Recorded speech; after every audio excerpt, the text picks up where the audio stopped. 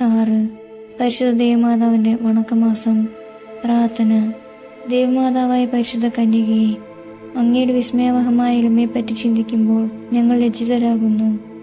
അങ്ങയുടെയും അങ്ങേ തിരുക്കുമാരനെയും എളിമ അനുകരിക്കുവാനുള്ള അനുഗ്രഹം ഞങ്ങൾക്ക് നൽകണമേ.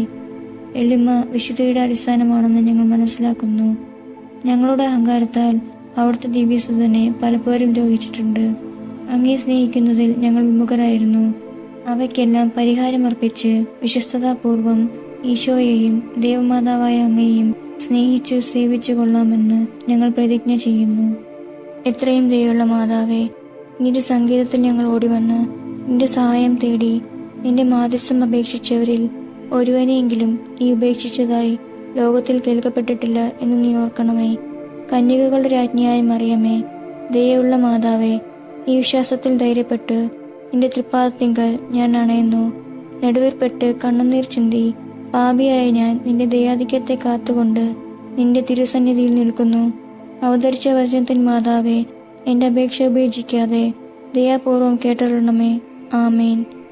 ജന്മപാപമില്ലാതെ ഉത്ഭവിച്ച ശുദ്ധ മറിയമേ, പാപികളുടെ സങ്കേതമേ, ഇതാ നിന്റെ സങ്കേതത്തിൽ ഞങ്ങൾ തേടി വന്നിരിക്കുന്നു.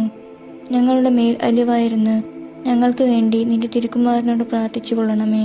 ഒരു സ്വർഗസ്നായ പിതാവും ഒരു നന്മ നിറഞ്ഞ മറിയവും ഒരു തൃപ്തസ്തുതിയും 3 പ്രാവശ്യം ചൊല്ലുക. സുഹൃത ജപം. വിശുദ്ധിയുടെ വിളനിലമായ മറിയമ്മേ, ഞങ്ങളുടെ ഹൃദയം ഈശോയുടെ തിരുഹൃദയത്തിന് അനുരൂപമാക്കണമേ.